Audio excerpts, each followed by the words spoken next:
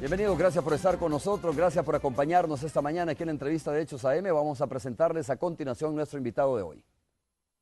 Sistema Fedecases, todos para uno y uno para todos. Presenta A Ernesto Mason, vicepresidente de Ideología del Partido Alianza Republicana Nacionalista Arena, está con nosotros. Muchas gracias, Ernesto, por acompañarnos y por atender la invitación que te lanzamos para, obviamente, conversar con los salvadoreños y salvadoreñas que nos están viendo en este momento. Muchas gracias, Romeo, por la invitación. Un saludo a todos los televidentes de Canal 12.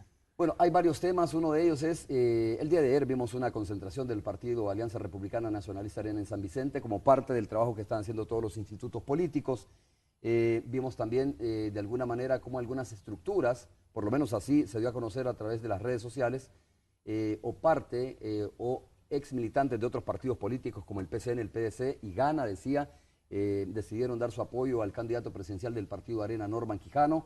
Hemos conocido también la parte de la recusación que el Partido Arena ha presentado contra el magistrado del Tribunal Supremo Electoral, Walter Araujo, en donde entiendo que el Partido Arena solicita que Walter Araujo no conozca el proceso eleccionario anterior, ¿no? Por haberse mostrado de alguna manera, decían ustedes, parcial en cuanto a sus opiniones, en cuanto a su planteamiento de cara a las próximas elecciones. Comencemos con este tema. ¿Por qué Arena decide pedir una recusación para inhabilitar o pide una recusación para que Walter Araujo no conozca el proceso de elecciones del 2014?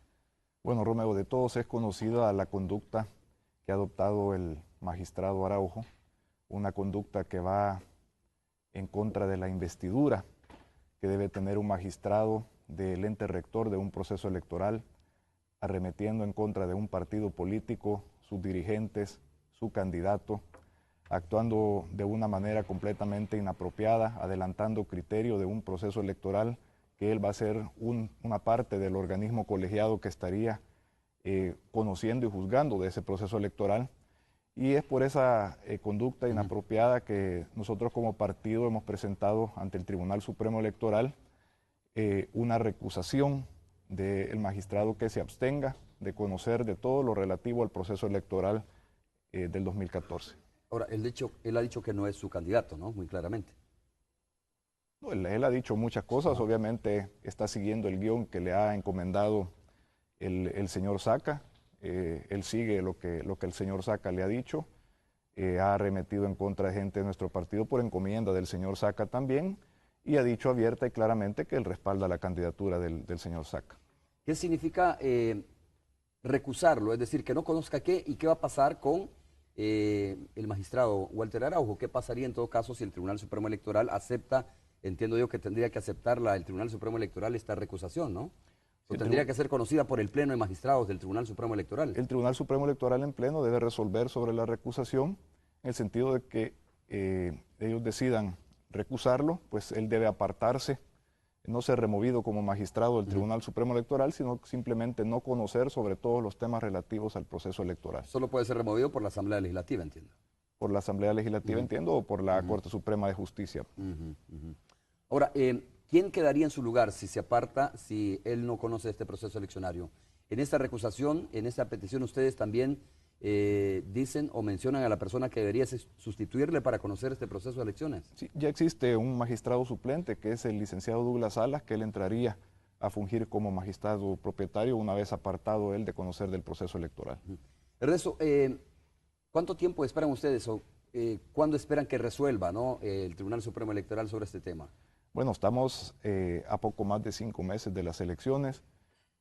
A diario el Tribunal Supremo Electoral está tomando decisiones administrativas relativas al proceso electoral, por lo que consideramos que en el cortísimo plazo debería salir una resolución, o convendría que salga una resolución por parte del Tribunal Supremo Electoral para que este señor sea recusado, dado el evidente conflicto de interés que él ha demostrado tener en este proceso electoral y dado la conducta completamente inapropiada y que no corresponde a la investidura de un magistrado del Tribunal Supremo Electoral que este señor ha realizado a lo largo de los últimos meses. ¿Tiene facultades el Tribunal Supremo Electoral, según ustedes, para poder aceptar o debatir esta recusación, para poder tomar una decisión de este tipo? Sí, definitivamente. La recusación no está contemplada en la ley electoral y cuando no está contemplada en una ley específica debe remitirse a los procedimientos civiles. Y en el Código de Procedimientos Civiles está contemplada la forma en que se hace una recusación y hacia ahí debe remitirse las autoridades del Tribunal Supremo Electoral para tomar una resolución. ¿No tiene Walter Araujo razón de opinar como militante del Partido Arena más allá de que sea magistrado del Tribunal Supremo Electoral? Como ciudadano, todo el mundo está en derecho de opinar libremente y de tener las preferencias electorales que quiera y de hacerlas públicas. Pero dentro de la investidura de una magistratura, del ente rector del proceso electoral, ahí es donde eso se sale y donde las libertades tienen los límites. Y el señor Araujo ha hecho una conducta que le resta credibilidad al Tribunal Supremo Electoral, que puede empañar el proceso electoral que se avecina, que pone en duda la transparencia de su proceso electoral y que incluso pudiera pensarse que se pudiese estar fraguando un fraude. ¿Cómo puede un solo magistrado hacer eso? Pues como un magistrado parte de un organismo colegiado que va a tomar decisiones administrativas e incluso jurisdiccionales relativas al proceso electoral. Tenemos un sistema electoral que partidiza la institución en el sentido de que 3 de los magistrados son a propuesta de los partidos políticos que utilizaron o que ocuparon los 3 primeros lugares en la última contienda presidencial. La propuesta de Arena, que es el magistrado Araujo, se retira de Arena, no solo se retira de Arena, sino que arremete en contra del partido, de su dirigencia, de su candidato, pues le quita ese también balance al Tribunal Supremo Electoral. En otro sentido, pues ellos deben actuar o son a propuesta o representantes de los partidos políticos que los nombran en la Asamblea Legislativa, pero deben actuar de manera independiente en materia jurisdiccional. La independencia es algo que este magistrado ha demostrado no tener al estar parcializado y, como decía anteriormente, siguiendo el guión que le ha encomendado el señor Elías Antonio Saca y arremetiendo en contra del partido político. Ahora, yo pregunto, todos los magistrados, la mayoría de magistrados tienen vinculación partidaria, política partidaria, por lo tanto no podría hablarse de independencia. No sé si este caso de Walter Araujo también aplica para decir, mire, debería de ser independiente, ¿no? Todos pertenecen a un partido político de alguna manera. Son dos cosas diferentes. En primer lugar, se pierde la naturaleza del Tribunal Supremo Electoral cuando quien propone un partido, en este caso el señor Araujo, que es propuesto por Arena, deja de representar a ese partido. Eso le quita los pesos y contrapesos que deben haber al estar representados los 3 partidos políticos con mayores votos en la última elección presidencial. Por otro lado, la independencia que estos magistrados deben de tener en materia jurisdiccional, donde allí no importa qué partido representen o con qué partido comulguen, ellos deben actuar de manera independiente en materia jurisdiccional. Eso es otra cosa que al haber realizado la conducta que ha realizado, él ha demostrado no tener esa independencia. Y pues se ha pronunciado de diferente manera, no sé a veces en qué estado, a veces pareciera que lo hace en estado de ebriedad o en estado, no sé, habría que ver. Él tiene una forma muy particular en la que hace sus cosas. Y verdaderamente para un ente que había venido ganando credibilidad a lo largo de los años y que había sido parte del proceso de alternancia democrática en nuestro país, como el Tribunal Supremo Electoral, que venga este magistrado con esa conducta a poner en duda la transparencia de ese ente y a restarle la credibilidad al Tribunal Supremo Electoral, verdaderamente va en contra de nuestra institucionalidad democrática. Muy bien, Ernesto, solo una pregunta más, ¿por qué no, sobre este tema, digo, ¿no? ¿Por qué no acudió el Partido Alianza Republicana Nacionalista Arena a la Asamblea Legislativa? Si lo que quiere es ver fuera, o si lo que quisiera es ver fuera al magistrado Walter Araujo del Tribunal Supremo Electoral. Bueno, él fue electo por la Asamblea Legislativa por un periodo de 5 años, y por consiguiente pues debe tener ese periodo, debe completar ese periodo. Nosotros no queremos removerlo a él del Tribunal Supremo Electoral. Nosotros lo que queremos es que él se abstenga de conocer en materia relativa al proceso electoral que viene, del cual él ha adelantado criterio y ante el cual él ha mostrado pues preferencia por sobre un candidato que no es el del partido que lo propuso a él para el Tribunal Supremo Electoral. Por eso, hablemos un poco ahora sobre el desarrollo de la campaña, las giras que están haciendo o que está haciendo la fórmula presidencial del Partido Arena. La vimos en Sonsonate también, la vimos ayer en San Vicente. Y cuando ya se presenta el plan de gobierno, ¿no? Algunos partidos políticos como Unidad ya se adelantaron sobre esto, han lanzado ya propuestas más en firme sobre el plan de gobierno y bueno, estamos esperando también los otros partidos políticos. ¿En qué fase de la consulta está el Partido Alianza Republicana Nacionalista Arena? Bueno, fue un fin de semana muy activo para nuestro partido. El día sábado, por la mañana en Caluco, recibimos el apoyo de muchas estructuras de los partidos PCN, GANA, PDC e incluso del FMLN, que se sienten decepcionadas y defraudadas por sus cúpulas partidarias y que le están dando el apoyo al doctor Norman Quijano en que envíen la única opción para sacar adelante nuestro país. Esa tarde del día sábado fuimos a San Vicente, donde hubo una concentración de cerca de 15,000 personas de los departamentos de la zona paracentral del país, La Paz, San Vicente, Cuscatlán y Cabañas, donde dio el doctor Quijano y el doctor Portillo Cuadra un avance de sus propuestas contenidas en el Plan País en lo relativo a cómo vamos a sacar adelante al país de la pobreza, que es algo que está agobiando muchísimo a los salvadoreños y toda una parte que está integrada dentro de los componentes del Plan País que se habían anticipado a dar avances en otro evento que hubo en el departamento de Santana, donde se concentraron los 3 departamentos de la zona occidental del país el pasado sábado. Y el día de ayer, pues el doctor Quijano y el doctor Portillo Cuadra anduvieron por 4 municipios del departamento de La Unión. El licenciado Jorge Velado y mi persona anduvimos juramentando directivas en 4 municipios del departamento de Sonsonate y es parte del trabajo que estamos realizando pues todas las semanas, ahora que el doctor Norman Quijano ya se ha retirado de la alcaldía de San Salvador, pues puede disponer de más tiempo también durante la semana para poder visitar municipios, trasladar el mensaje, seguir recogiendo insumos para el Plan País, que es algo que se sigue enriqueciendo, pero que está básicamente completado ya en sus ejes y las propuestas alrededor de cada uno de los 5 ejes que lo componen. Sin embargo, en cada localidad se reciben una serie de insumos que atienden a la localidad que se visita de cosas que deben mejorarse o de peticiones que le hacen al candidato futuro presidente de la República para que implemente una vez hecha andar su gobierno. ¿Qué piensas tú, Ernesto, sobre estos movimientos que se dan en los partidos políticos, que de repente los militantes o consejos municipales completos muchas veces, o miembros de consejos municipales o militantes de otros partidos se pasan a otros partidos políticos y viceversa, ¿no?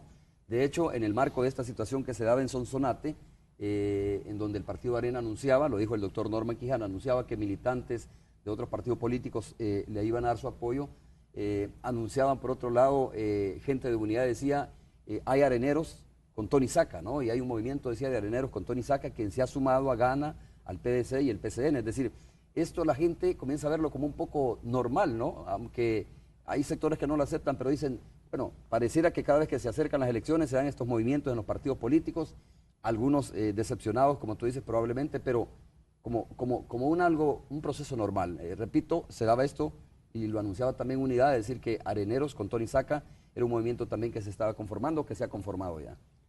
Bueno, es parte del ejercicio democrático que este tipo de cosas se den, siempre y cuando no se salgan de la legalidad. Y cuando se salen de la legalidad es cuando hay compraventa de voluntades detrás de esos cambios o transfugismos que se han dado, como los que hemos visto en la Asamblea Legislativa, donde varios han cambiado de partido y siguen un cierto patrón de conducta que han seguido todos estos señores que han salido de las filas de Arena y que han pasado luego a votar por Unidad, o una de las derivaciones que ha tenido Unidad, que primero tratan de generar un conflicto aparente con la dirigencia de su partido o con algún miembro de su partido, posteriormente dicen que son independientes, después dicen que van a votar de manera independiente, después pasan y votan con el bloque del FMLN Unidad y después cambia su estilo de vida muy en desacuerdo desproporcionadamente con sus posibilidades económicas y empiezan a comprar carros nuevos, casas nuevas, pagar deudas, etcétera, y pasan a vivir otra vida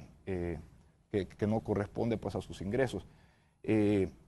Cuando es porque están defraudados por sus cúpulas partidarias, cuando ven a un partido que dice que es de derecha, pero que está apoyando la estrategia del partido de izquierda que piensa llevarnos a un autoritarismo y acabar con las instituciones democráticas y lograr el control total de las instituciones, cuando ven ese tipo de cosas, pues muchos militantes de esos partidos se decepcionan. Y eso es lo que hemos visto. Cuando evalúan la trayectoria de los candidatos cuando ven la trayectoria del señor Sánchez Serén, la trayectoria del señor Saca y la trayectoria del doctor Norman Quijano, y ven en el doctor Norman Quijano el único con la trayectoria de éxito, de logros, de trabajo, para poder sacar adelante el país de la crisis en la que lo va a recibir y de la situación difícil en la que estamos, donde llevamos más de 7 años retrocediendo en todos los índices económicos, sociales, de competitividad, de transparencia, etcétera. Entonces, ellos hacen un cambio porque no ven en sus partidos o en las decisiones de las cúpulas de sus partidos algo que puede darle esperanza para que el país salga adelante. Entonces lo ven nada más en el doctor Quijano. Y esta gente que se pasó el día sábado a apoyar la candidatura del doctor Quijano y el doctor Portillo Cuadra no se han pasado a las filas del Partido Arena. Ellos lo que han hecho es renunciado a sus partidos y se van a dedicar y han ofrecido trabajar por la candidatura del doctor Norman Quijano. Ahora, no va a faltar quien diga, o más de alguno que diga, bueno, compraron voluntades también, ¿no? A lo mejor uno que está liderando esta gente que está pasando podría haber sido tocado también. No va a faltar, digo, quien piense eso. Me imagino que algo van a decir estos ahora partidos. Con el tema de los amaños, cualquier cosa es posible. Sí, ojalá. Ernesto, y si el doctor Norman Quijano tiene ese plus que tú estás diciendo y que estás poniéndolo, comparándolo con los otros candidatos, es lógica la pregunta, ¿por qué no se refleja esto en las encuestas? A la hora de que se han corrido varias encuestas y aparentemente hay un empate. Digo aparentemente porque hay encuestas de encuesta, ¿no? Muchas tiran empate o otras ventajas sobre otro, pero ese plus que tiene, según tú, el candidato presidencial del Partido Arena, debería reflejarse en más preferencias, en más votos a la hora de hacer una consulta como estas encuestas. Bueno, en todas las encuestas serias y que tienen credibilidad, aparece el doctor Norman Quijano liderándolas. El partido FMLN es un partido fuerte, hay que reconocerlo, bien organizado, bien estructurado y que está hoy en el gobierno. La ventaja entre Arena y el partido FMLN pues no es muy grande, 2 puntos a 4 puntos, dependiendo la encuesta que tomes. Sin embargo, la encuesta ya por candidato... ¿La ventaja del partido del gobierno sobre Arena? No, la ventaja de Arena por sobre el FMLN. Más o menos. Más o menos, 2 puntos, 3 puntos. O sea, está a filo de empate, ¿no? Está en un empate técnico, pero la ventaja que tiene el doctor Norman Quijano, que desde el mes de abril se ha venido ampliando consecuentemente mes a mes, y nosotros esta tarde vamos a dar a conocer los resultados de nuestra encuesta interna del partido, donde un mes más el doctor Norman Quijano amplía su ventaja por sobre Salvador Sánchez Serén, ya una ventaja bastante cómoda, y básicamente duplica la intención de votos que tiene por sobre Elías Antonio Saca. ¿Cuánto es la ventaja que arroja esta encuesta interna? La daremos a conocer hoy en la tarde, no quisiera anticiparme, pero sí te puedo anticipar que crecemos por sobre el mes anterior, y similar pues a lo que salieron las encuestas en esta semana pasada. Una encuesta patrocinada por Arena, ¿no? No, una encuesta del diario El Mundo. No, la que vamos a dar a conocer es una encuesta hecha por nuestro partido. Sí, a eso me refería. Y a fin de mes esperamos ver los resultados de otras encuestas, como la de LPG Datos, que entiendo que la van a sacar en los próximos días. Lamentablemente para el señor Elías Antonio Saca, las únicas encuestas en las que él ha salido relativamente bien son las que son hechas por empleados o ex empleados de él. Y eso verdaderamente no tiene ninguna credibilidad cuando los datos de esas encuestas son tan distantes de los datos del promedio de las encuestas serias. Cuando los partidos políticos hacen sus propias encuestas siempre salen bien, la mayoría de veces, ¿no? Me imagino que las que publican, sí, ¿verdad?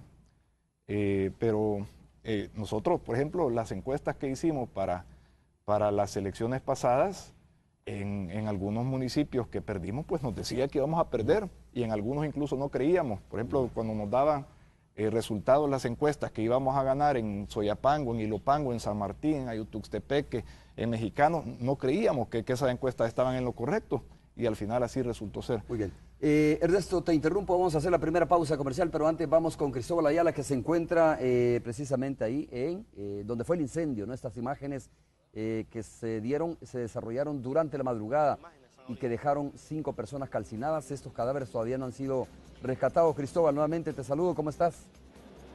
Gracias, Romeo. Efectivamente, como tú bien lo decías, nos encontramos dándole seguimiento a esto que fuera el incendio en horas de la madrugada en el sector de la 4ª calle Poniente, precisamente atrás de Plaza Centro. Ahí estamos viendo las imágenes donde los efectivos de bomberos, por supuesto, están tratando de mitigar las llamas y precisamente ya conocíamos 5 fallecidos. Lastimosamente, entre ellos un menor de edad y algunos familiares ya se han hecho presente a la zona para conocer si algunos de los familiares fallecidos son parte precisamente de la familia de los que se han hecho presente. Pues allí podíamos ver también parte de lo que ha sido, de lo que era la infraestructura de esta vivienda que precisamente fue consumida por las llamas y, como lo reiteramos, 5 personas fallecidas durante ese incendio. Para conocer un poco más, me acompaña Ernesto Bonilla, oficial de servicio de la delegación PNC Centro, para conocer un poco más de los detalles de este incendio. Buenos días, oficial. Cuénteme un poco. Al parecer, alguien nos mencionaba, hay posible mano criminal. Cuéntanos un poco.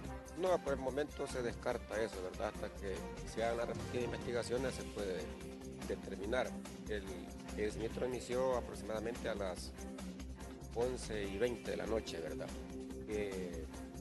Los cuerpos de bomberos pues vinieron inmediatamente, pero debido a la magnitud del siniestro fue imposible pues lograr sofocar las llamas de forma inmediata, ¿verdad? Por la infraestructura que es pura madera toda la construcción.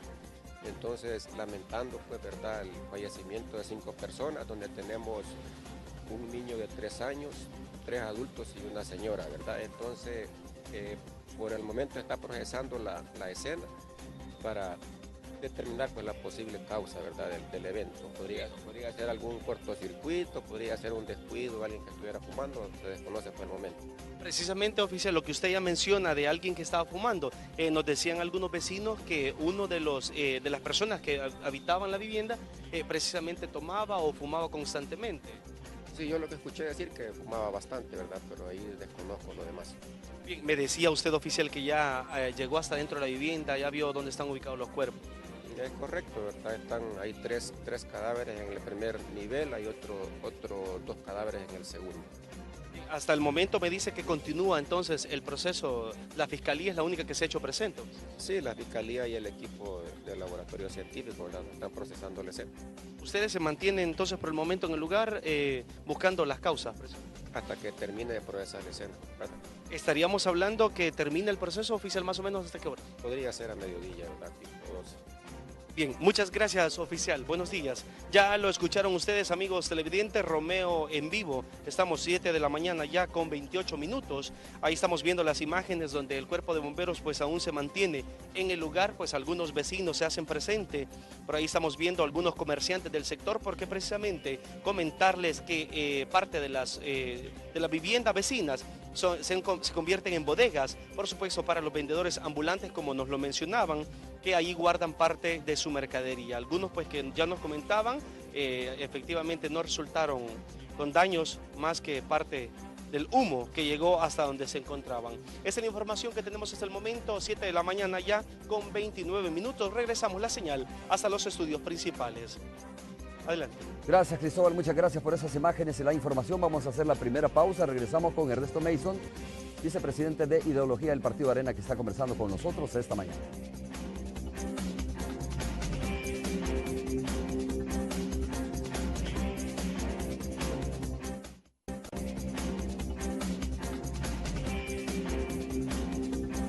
Muy bien, estamos de regreso. Muchas gracias por continuar con nosotros. Quiero dedicar lo que resta de este bloque a continuar hablando un poco sobre el contenido de la propuesta. ¿Qué podemos esperar de la propuesta del Partido Alianza Republicana Nacionalista Arena? Se sabe, ¿no? Y todos los salvadoreños y salvadoreñas entendemos de que el tema de la delincuencia es un tema muy complicado, el tema de la generación de empleo. Y a veces uno dice, el solo hecho de que un candidato mencione que va a generar empleo, pues obviamente no lo va a hacer. Tiene que decir cuáles van a ser las acciones que va a desarrollar para generar empleo. A veces se dice, mire, lo que necesita el país es seguridad jurídica, por ejemplo, o tener, digamos, una política de armonía con la empresa privada. Sí es importante, pero no es solo eso, ¿no? No es solo eso lo que puede determinar que haya generación de empleo en el país. Yo te pregunto a ti, Ernesto, sé que no hay un plan de gobierno todavía terminado, pero me gustaría que nos comentaras un poco de las grandes líneas que piensa desarrollar el Partido Arena para generar empleo y cuáles son las acciones que no se han probado en el pasado para neutralizar el tema de la delincuencia. Bueno, Romeo, son 5 ejes que todos están interrelacionados entre sí para poder sacar al país adelante. El eje de la reactivación económica y la generación de empleo es el primero de ellos. El doctor Norman Quijano habló en Santana un poco sobre lo que se va a hacer alrededor de ese eje, con propuestas claras y concretas para poder sacar al país adelante. Mucho es darle flexibilidad a los jóvenes y a las mujeres para poder conseguir trabajo, la flexibilidad laboral, que es un tema importante. El tema de eliminar los trámites burocráticos y las trabas que se generan para las empresas nuevas, para fomentar el emprendedurismo, para atraer inversión. Algo sustancial es la generación de confianza, de certidumbre, de reglas claras para poder atraer inversión nacional y extranjera. El cambio de las reglas de juego a cada momento, como ocurre, es algo que desincentiva la inversión y que ahuyenta a empresas que salgan del país. El tema de la seguridad jurídica, el cumplir la ley, debemos de empezar por el gobierno, que sea el gobierno el primero en cumplir la ley y después en hacer cumplir la ley, para poder generar certeza jurídica y poder contribuir a ese clima de confianza. Debe rescatarse el agro, que es un pilar fundamental con una importancia económica y social grandísima para nuestro país. En Santana, el doctor Norman Quijano hablaba, por ejemplo, de la importancia que tiene el café para nuestra economía. Hoy vemos en uno de los matutinos de esta mañana la gran crisis en que se encuentra el sector café, que representa cerca de 200.000 empleos directos, cerca de 500.000 empleos indirectos, una cantidad importante de nuestras exportaciones, que un año normal llega como al 15% de nuestra exportación, una importancia social por la generación de empleos que tiene, una importancia medioambiental y ecológica que tiene también, y que simplemente lo hemos dejado en abandono. Hemos sido el último país en reaccionar ante la crisis de la roya, secundada por los bajos precios. Hemos puesto en crisis a este sector que hoy por hoy está dejando más de 100.000 salvadoreños que trabajaron en ese sector el año pasado, que no van a conseguir trabajo este año. Es un problema grandísimo y que debemos de ponerle atención. Lo que ha hecho este gobierno es dejarlo en abandono, desarticular el brazo que era Procafé, que le daba asistencia técnica a los medianos y pequeños cafetaleros, y hemos sido el último país en la región en reaccionar ante la roya, sin una política clara también de renovación del parque cafetero. La seguridad, que lo otro que tú mencionabas, es otro eje importantísimo que se ve también relacionado con la reactivación económica y generación de empleo. Si no resolvemos o no vamos disminuyendo la violencia en nuestro país, no vamos a generar inversión y empleo. Pero por eso preguntaba, fíjate qué interesante esto, porque te decía algo que no se haya probado o que gobiernos del mismo Partido Arena no hayan probado en el pasado. La mano dura, supermano dura, etcétera, nacieron precisamente en el marco de los gobiernos del Partido Arena y aparentemente, bueno, no aparentemente, no dieron los resultados que se esperaba, ¿no? Continuó siendo un buen número de muertos o registrándose un buen número de muertos, y al final el movimiento de las pandillas terminó fortaleciéndose realmente. Bueno, creo que hay un ejemplo exitoso que sí se puede implementar, y es el de la alcaldía de San Salvador, poniendo un énfasis muy importante en la prevención del delito, en fomentar la cultura, la educación, el deporte, en recuperar espacios perdidos, se han hacer obras a las localidades, se ha podido reducir la pobreza significativamente en colonias como la Ibu, como que eran con las que más índices delincuenciales tenían en nuestro país, y que ha sido puesto de ejemplo el plan de desarrollo local para la prevención de la violencia que ha implementado el doctor Norman Quijano como alcalde de San Salvador. Ha sido puesto de ejemplo por las Naciones Unidas y está siendo implementado por muchas alcaldías con problemas de violencia alrededor del mundo. Es algo que ya está probado, que ya se probó que funciona, y dentro de un esfuerzo integrado con el cumplimiento de la ley, porque como ha dicho el doctor Norman Quijano, no nos vamos a salir del marco de la legalidad para hacer arreglos oscuros con grupos delincuenciales. El gobierno del doctor Norman Quijano va a estar del lado de la ciudadanía, del lado de las víctimas, no del lado de los delincuentes. La prevención, dar las facilidades de reinserción para todos aquellos jóvenes y personas que hayan participado de actividades delictivas o de grupos delictivos y que se quieran reinsertar a la vida productiva nacional, pues darles las facilidades para poder capacitarse, poder tecnificarse y poder ser entes productivos de la sociedad. Entonces, con el elemento represivo donde la policía trabaje de la mano con las municipalidades para tener una comunicación fluida y que puedan trabajar en conjunto para la prevención, la reinserción y combatir el delito. Pero este modelo, a ver, explícame mejor este modelo, ¿no? Porque a lo mejor no lo entendemos o no tenemos la información completa sobre qué ingredientes ha tenido este modelo que ha implementado, dices tú, el doctor Norman Quijano aquí en la capital y que ha disminuido los índices de delincuencia. Conocemos el modelo, por ejemplo, sí de Santa Tecla, que ha sido bastante discutido incluso a nivel internacional, y no sé si es más o menos por donde va también el Partido Arena aquí en la capital, emulando, digo, algunos municipios que han sido exitosos en el tema de la prevención. Bueno, el municipio de San Salvador ha sido uno de los más exitosos en eso, es trabajar.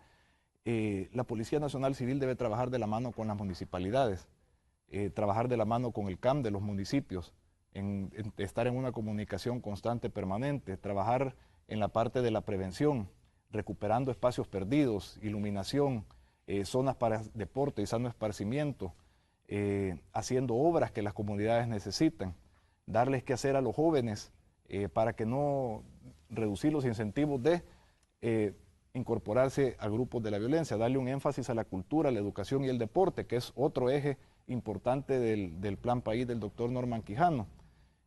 Cuando tenemos a los jóvenes que tienen que hacer, que tienen áreas de deporte, parques iluminados, limpios, ordenados, eso desincentiva la violencia.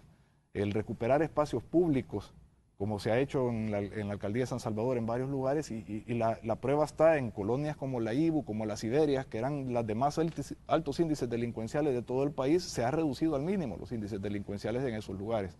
Y el doctor Norman Quijano lo ha hecho sin contar con el brazo represivo o sin contar con la Policía Nacional Civil, solo a base de elementos preventivos y elementos también de que facilitan la reinserción, donde se le ha dado oportunidades a aquellas personas que hayan participado de grupos delictivos a que se puedan reinsertar a la sociedad, ofreciéndoles trabajo ya una vez estén tecnificados y se hayan capacitado para ello. Pero eso, ¿por qué yo comprendo eso, ¿no? Obviamente lo que dices tú, el planteamiento, la posición del doctor Norman Quijano y del Partido Arena respecto al tema de las pandillas o la tregua entre las pandillas, pero ¿por qué hay alcaldes del Partido Arena que le siguen apostando? O por lo menos ven en este tema de las pandillas un instrumento favorable para poder neutralizar la delincuencia, y hay ejemplos muy claros como el de Ilopango, por ejemplo, ¿no?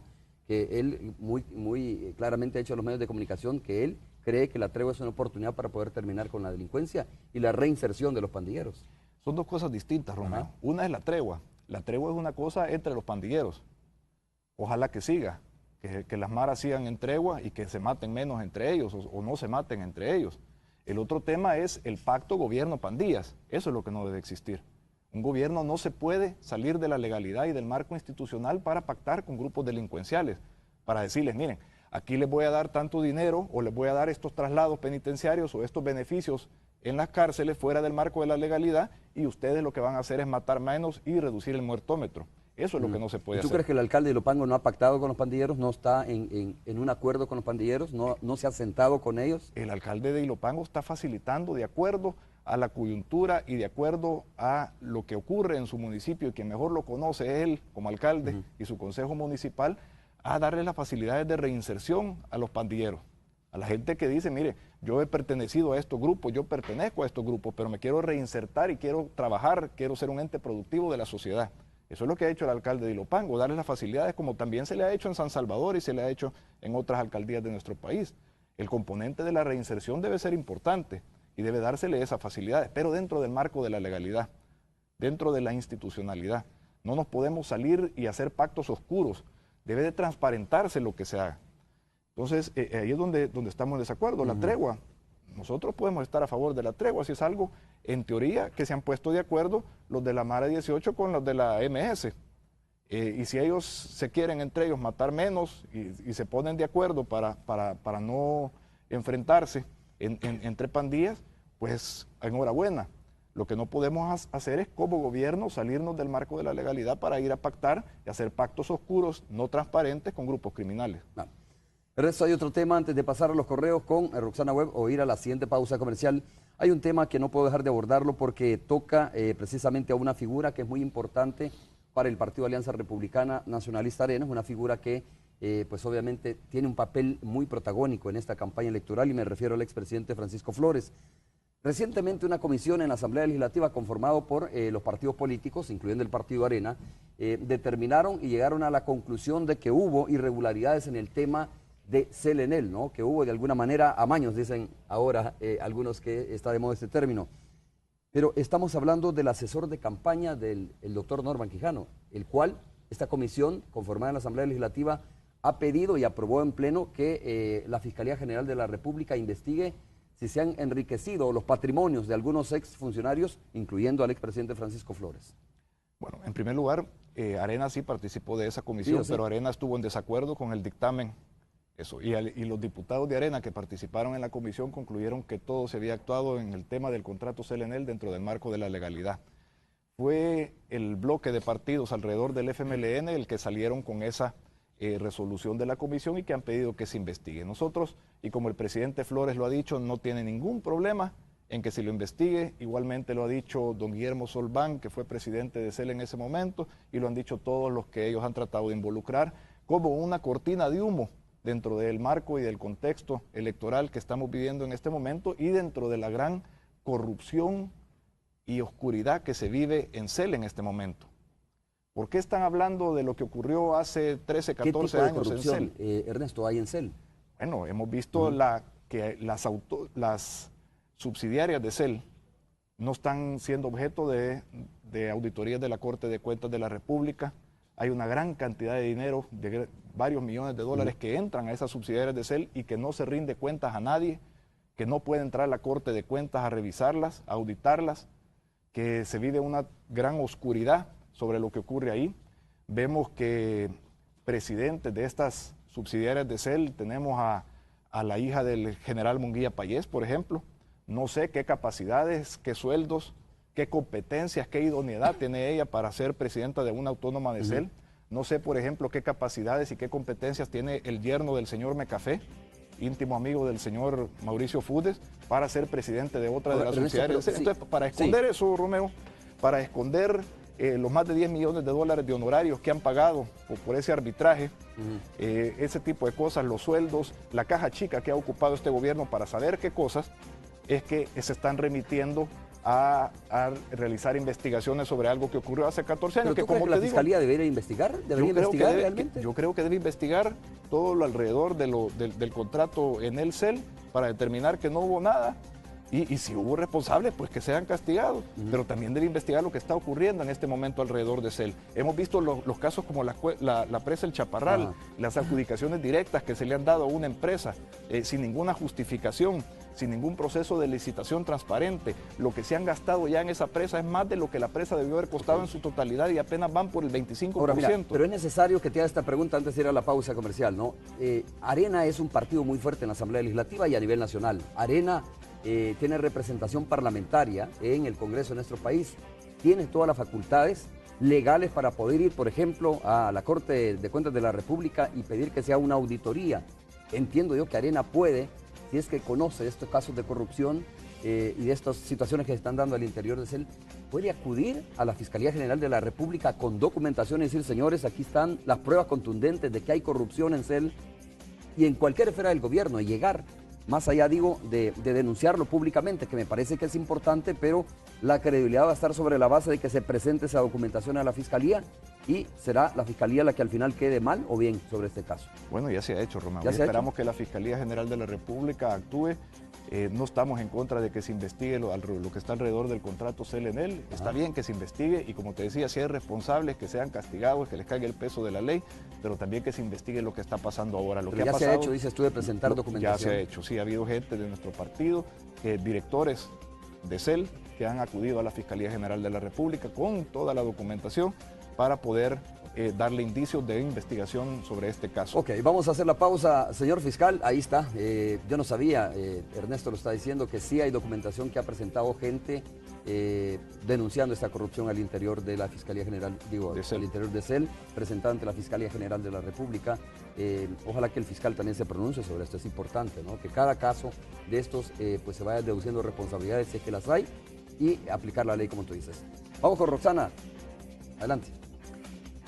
Gracias, Romeo. Muy buenos días para ti, también para tu invitado y para los amigos televidentes. Mira, antes de ir a la pausa y de regresar con los comentarios con respecto a la entrevista, vamos a conocer algunas de las opiniones con respecto a la pregunta que hacíamos ayer. Y esta pregunta que dice, ¿debe la Fiscalía atender las recomendaciones de investigar a exfuncionarios de la gestión de Francisco Flores por el caso CEL?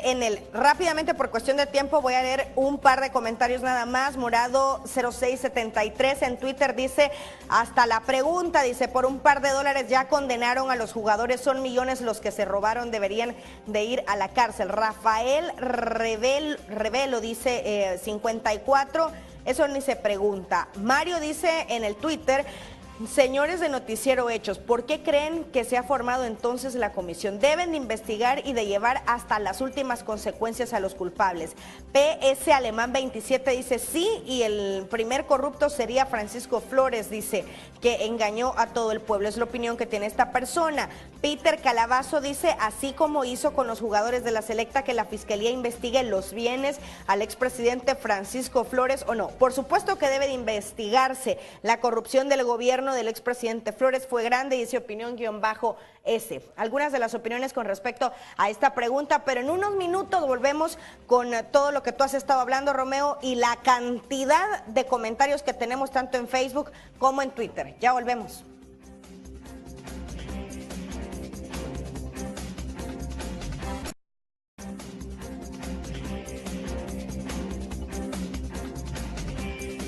Muchas gracias por continuar con nosotros, amigos televidentes. Vamos a conocer algunos de los comentarios. El magistrado Walter Araujo, Romeo, acá hizo un comentario en el Twitter, dice, actúa en permanente estado de ignorancia y falta de lucidez, pero eso es de nacimiento. Es el comentario que hizo Romeo con respecto a tu invitado y lo que está diciendo. También Moca Toruno dice, si vamos a revisar antecedentes penales y políticos, al doctor Norman Quijano es el más limpio. Esto me imagino que en comparación con los otros dos candidatos. Ernesto Duarte 6 dice, ¿por qué recurren a campaña sucia? Tan mal está la percepción como partido y con el candidato que ni propuestas tienen para su país. También acá dice Barrier, dice, estoy totalmente de acuerdo con Walter. Tenemos acá otros comentarios, por ejemplo, dice J. Solano, dice, tiene razón, Ernesto Mason y Arena Oficial se ha consolidado como la primera fuerza política de El Salvador, las encuestas así lo dicen. También, ¿qué opinión tiene Ernesto Mason? Pregunta a Dagoberto SB sobre la investigación que debe hacerse a Francisco Flores y exministros de Arena Oficial. Las encuestas de ellos y sus medios pagan, porque en las encuestas del pueblo, dice, por cierto, 3 en un mes, el FMLN arriba, dice Belloso 7, es otro de los comentarios que tenemos acá en las redes sociales.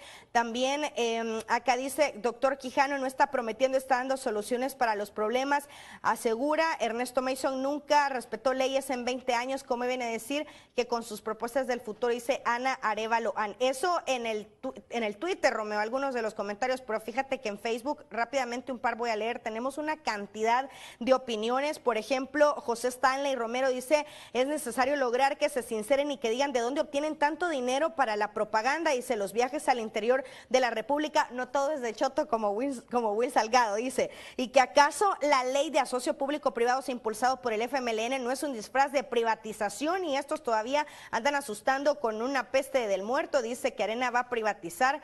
Juan Ramón Magaña es la opinión. Luis Melara dice, propuestas de gobierno, hace la pregunta.